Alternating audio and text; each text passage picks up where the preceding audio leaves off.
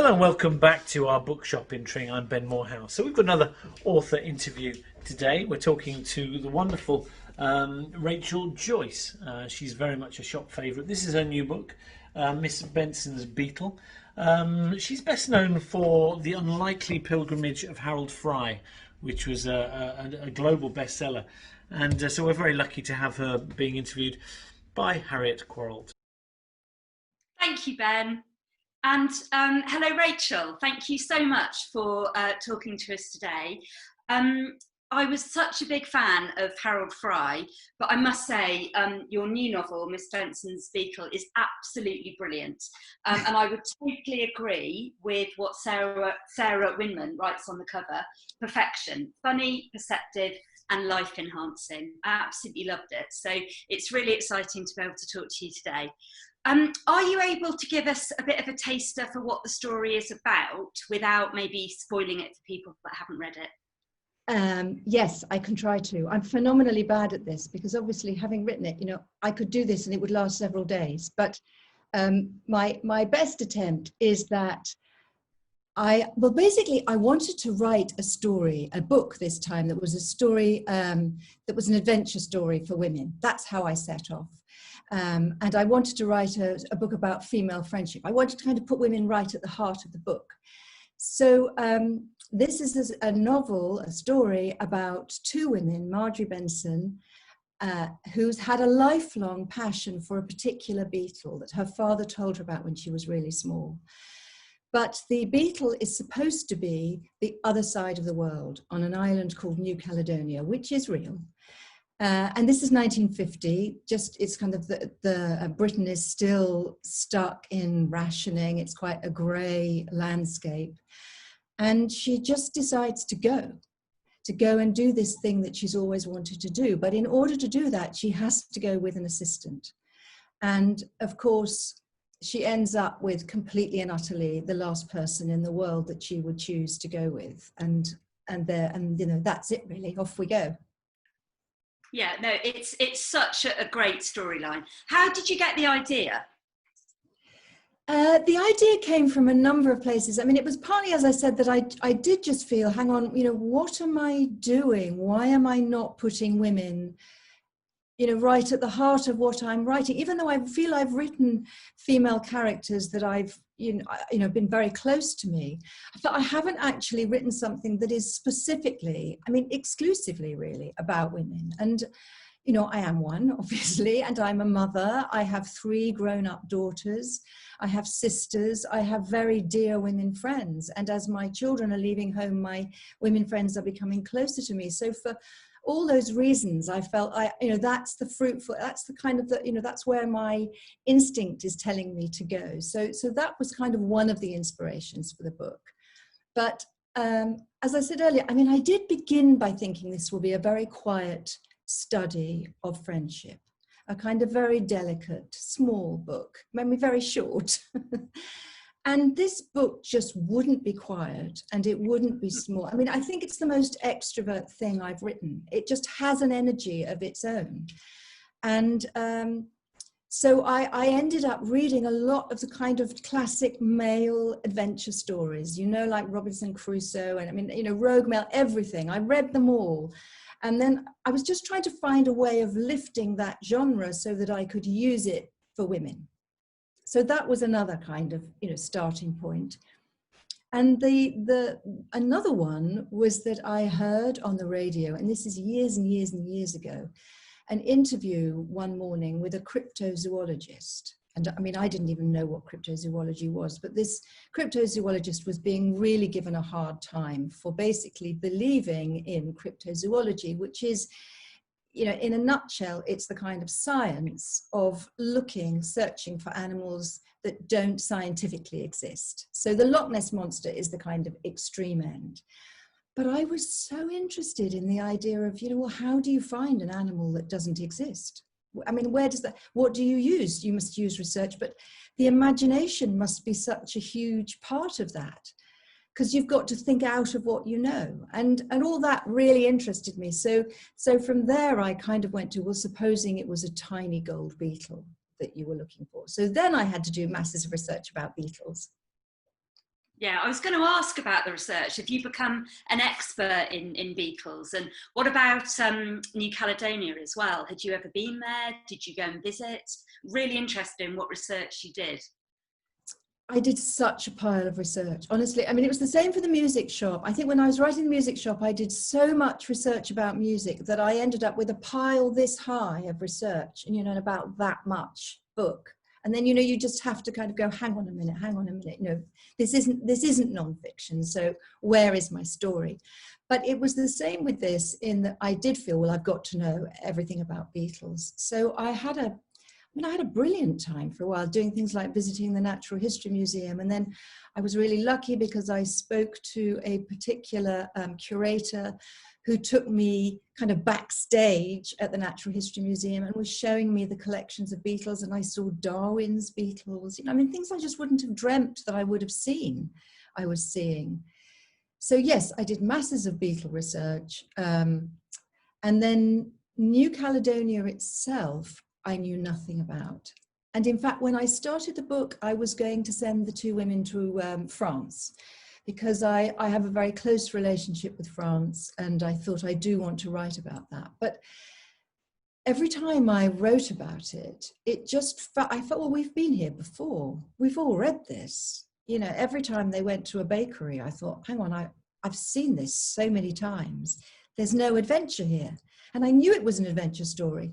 So it had to be an adventure for the reader. It had to be for me, as well as my two women.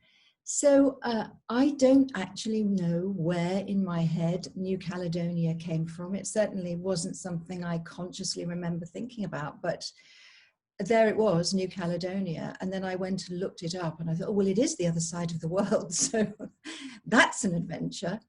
And as it happens, it's French speaking. So, you know, that's quite neat.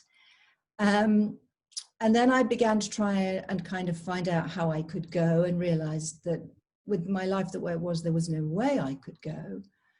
And then thought, well, if I do my research really well, I think I can use my imagination in the same way that I did with Harold Fry. And I can, you know, I can use what I know, I can imagine the rest. And that's what I did. Yeah, that's really interesting. Yeah, really interesting you were going to set it in France, because I can't imagine it being set in France, because as you say, it is such an adventure. And when they're, you know, hacking through the, you know, the forest, and yeah, I can't see that kind of element of it really. No. I think anything like the moment that they went to a boulangerie, for instance, it would have got comfortable. And I knew that if it was one thing, it was not comfortable.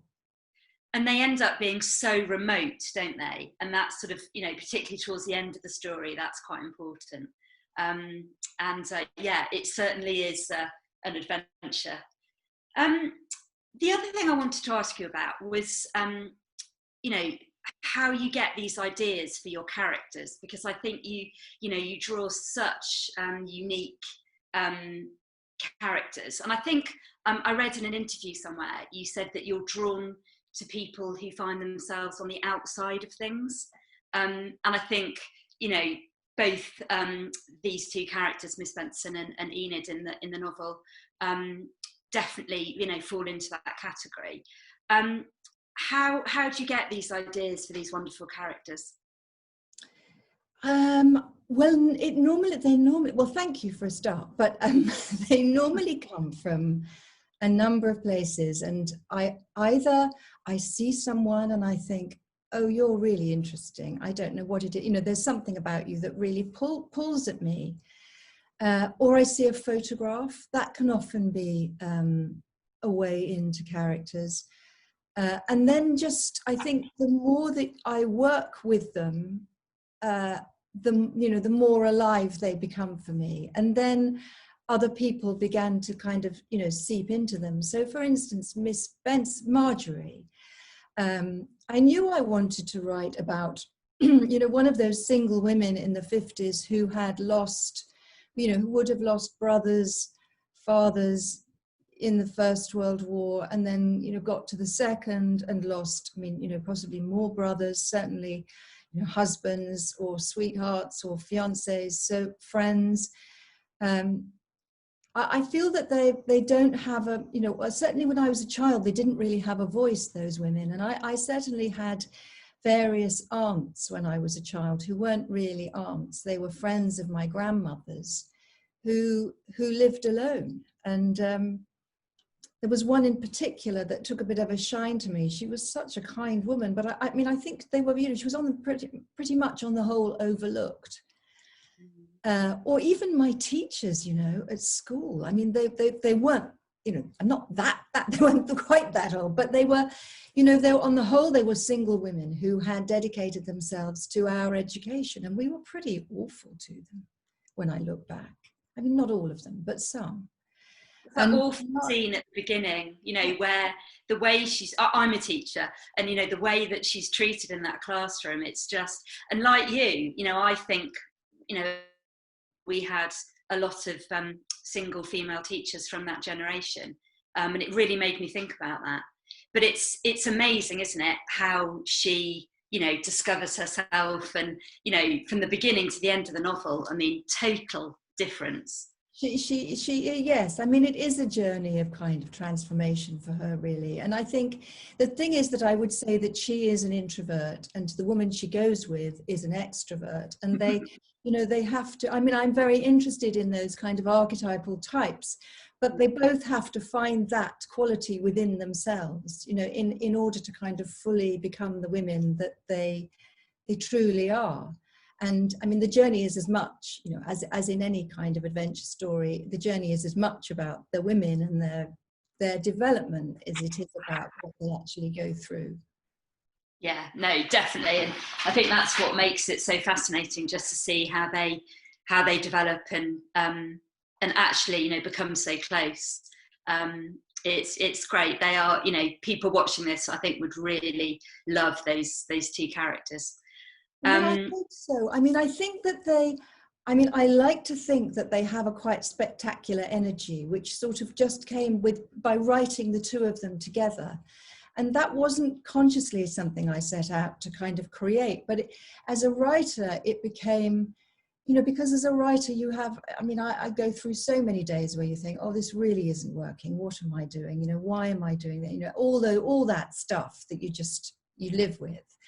But these two women together have such a kind of bullish energy that it was a real kind of boost to write with them, you know, to write them. And by the end, I really did feel I knew them, and I miss writing about them now. I'm a bit bereft without them. I can see that, because to start with, they're not particularly, you know, likable characters, but you really do grow to love them, and, you know, the way that they work together as well, which no, it's just is fantastic. No, really so enjoyed meeting those characters, and yeah, missed them, I think, when I finished the book. And it is mainly about those two, isn't it? I mean, there are some men on the periphery. The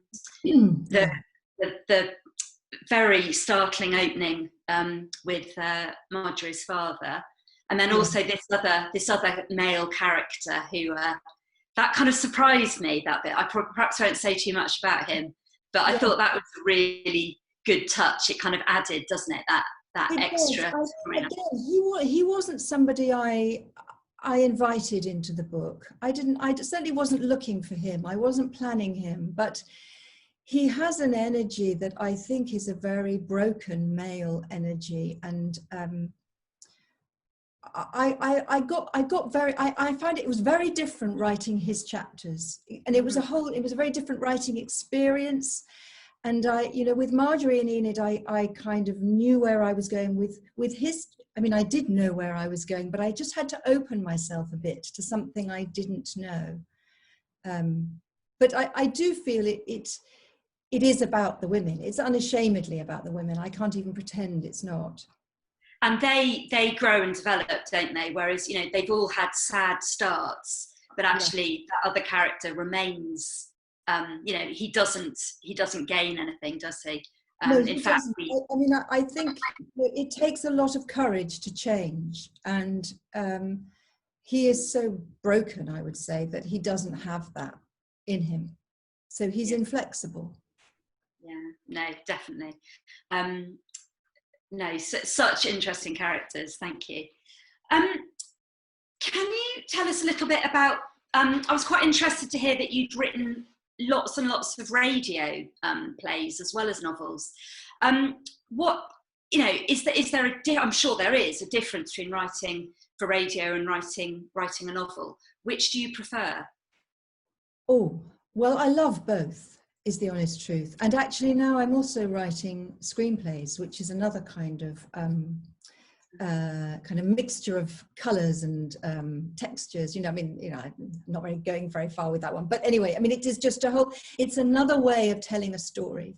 And I find them all fascinating, and learning, you know, I mean, because structure for me, structure is always the same, but it's how you use the medium that you're in that I find really interesting. So radio, I mean, I love radio drama. I think it can be absolutely brilliant. I think it's dangerous, and it can fall, and it can easily not work. But when it works, I think it's cracking, and it works in the same way as a book works, because it comes into your imagination, and it requires of you that you fill in some gaps, which is what I love about it. And I love that the story must happen through dialogue, but obviously in radio you can't just have the characters saying, you know, all the obvious things that make a story. I think the skill of it is that the story develops almost despite sometimes what the characters say, so that as a listener you pick up and you realize what's going on, even when some of the characters are, you know, are unwilling to be opened. So yeah, I'm always going to love radio, and I also love what you can do with sound. So whenever I write a radio play, I write a kind of massive soundscape to go with it. And it probably just plays on your ear in a way you're not even aware of, but those sound effects are so key. So I always think about, for instance, what birds you'll be hearing, because something like that will make such a difference.